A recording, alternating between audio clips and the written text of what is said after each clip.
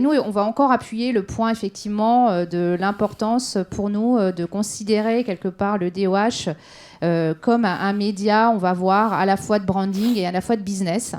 C'est vrai qu'on va voir, mais quand on prend quelquefois des briefs d'annonceurs, on a tendance à se dire non, c'est une campagne de branding ou non, c'est une campagne de business. Et là, on a un excellent média capable de faire les deux. Et on va plutôt le projeter dans l'univers des marques PGC, dans l'univers des marques alimentaires, pour être complémentaire à ce que vous venez de voir avant.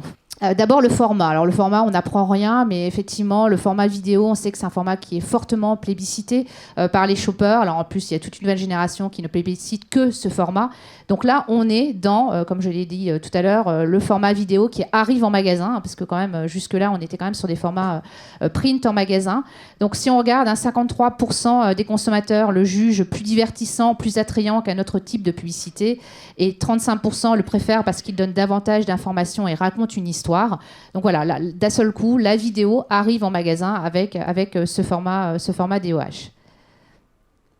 Alors, il est effectivement au cœur du magasin et aujourd'hui, ce format vidéo, c'est la résonance avec les spots publicitaires que les marques font. Donc, on va penser à la résonance avec la télé, mais aujourd'hui aussi avec la télé qui devient du replay, avec la VOL. Donc, on voit vraiment qu'il y a une résonance de ce spot publicitaire format vidéo entre le domicile, hein, que ce soit de la télé ou de la VOL, et le magasin. Alors là, on va s'intéresser à la première partie pour justement raconter cette pour nous, non-dichotomie entre le branding et le business-centrique. On va s'intéresser, Laetitia, d'abord aux mesures côté branding. Donc je vous emmène avec Illigo à nouveau. Donc vous l'aurez compris, Illigo, c'est un institut qui est référent sur tout ce qui est mesures de branding et en particulier sur le média affichage. Donc avec Illigo, on a cherché effectivement à prouver, à démontrer que le DOH in-store est bien un média qui vient travailler les KPI de branding pour les marques PGC. On s'est appuyé sur une méthode qui est tout à fait comparable à celle qu'on vient de voir juste avant, avec un groupe d'exposés, de shoppers qui ont été exposés à des campagnes publicitaires directement dans le point de vente, versus un groupe non exposé, donc à nouveau des magasins, mais cette fois dans lesquels les différents films n'ont pas été poussés. Ce qu'on a envie de partager avec vous ce matin, c'est de prouver effectivement tous ensemble qu'on est bien sur un média d'image. Et donc les 3 enseignements à retenir, c'est que 1, on est bien sur un média qui est vu. Ça peut paraître basique, mais il était important effectivement d'aller aussi se prouver sur ce KPI-là.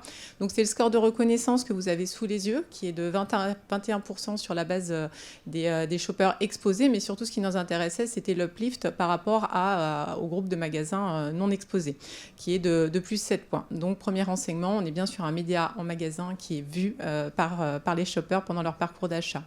Deuxième indicateur, c'est l'agrément. Et on a été agréablement surpris par effectivement ce score qui monte très haut auprès des shoppers qui sont exposés à notre média en magasin, puisqu'on est à 83%. Et ce qui nous amène effectivement à nous dire qu'il est tout à fait légitime d'avoir nos dispositifs dans le point de vente, communiquer sur des produits effectivement qui sont dans le magasin, d'être pendant le parcours d'achat du shopper et bien évidemment, comme vous l'avez dit pour certains, au plus près du produit où si on fait bien le job, il pourra effectivement le trouver et repartir avec à la fin de son parcours d'achat.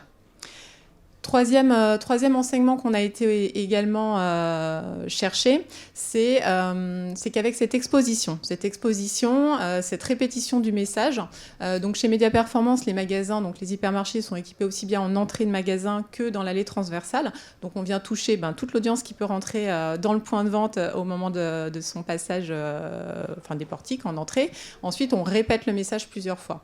Et ça se lit clairement, effectivement, dans tout ce qui est intention, puisque ce que vous voyez effectivement sur l'écran, c'est que 52% des shoppers ont une intention positive d'aller se renseigner sur le produit, mais ce qui nous intéresse à nouveau, c'est l'uplift avec les non exposés, on est à plus 14 points, et l'intention également positive qui monte à 53% d'acheter le produit, et là on est à plus 10 points d'incrémental.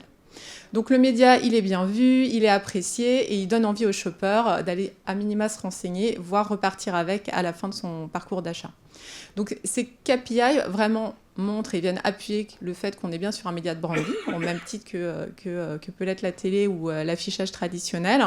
Et alors peut-être plus spécifique à nous qui avons des écrans à l'intérieur des points de vente, mais qu'il est effectivement tout à fait légitime de communiquer sur ces dispositifs dans le point de vente, dans le lieu d'achat. Donc on est un média de branding, mais pas que, on est effectivement business-centrique et ça, Claire va vous en dire quelques mots. Si on regarde la partie média business-centrique, comme ça a été évoqué juste avant, hein, l'intérêt c'est de regarder en fonction des exposés, non exposés, l'uplift de vente, donc le chiffre d'affaires incrémental. Donc on voit grâce à nos partenaires, effectivement, IRI, et on a fait labelliser cette méthodologie par le CESP, on est à peu près à 21%, donc ça rejoint un peu les chiffres qui ont été donnés tout à l'heure, de chiffre d'affaires additionnel, donc sur les marques PGC. Donc c'est important parce qu'on est vraiment dans l'effet, je peux raconter un message publicitaire de branding sur mon produit et j'en tire directement un effet business, chiffre à l'appui en magasin. Et donc c'était le message principal qu'on veut faire passer, c'est ça, c'est que le DOH, il est à la fois branding et à la fois business centrique. Alors, et il est d'autant plus business-centrique qu'aujourd'hui, il s'intègre effectivement dans un parcours omnicanal. Alors, sachez que dans l'observatoire dont j'ai parlé tout à l'heure, il y a une autre notion que le shopper nous donne, c'est un peu cette notion de GPS. Il dit, OK, vous m'avez capté avec une belle publicité chez moi, à domicile, j'ai vu une belle vidéo online. Si, quand j'arrive en magasin, vous pouvez me faire un reminder un peu, hein, si dans l'écran, vous pouvez me remettre la même publicité, ça me permet de remémorer que je l'avais vue en ligne.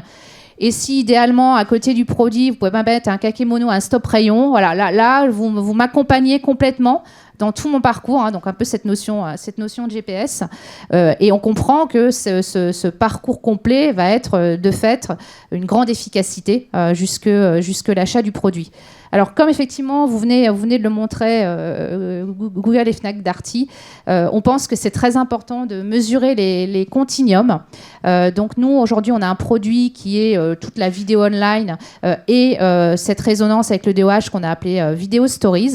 Et d'ici quelques semaines, on va publier les premières mesures, effectivement, d'uplift. Encore une fois, j'ai été exposée à l'un ou l'autre et j'ai été exposée aux deux. Vraiment, cet effet d'halo, cet effet de résonance, d'avoir les deux sur les ventes.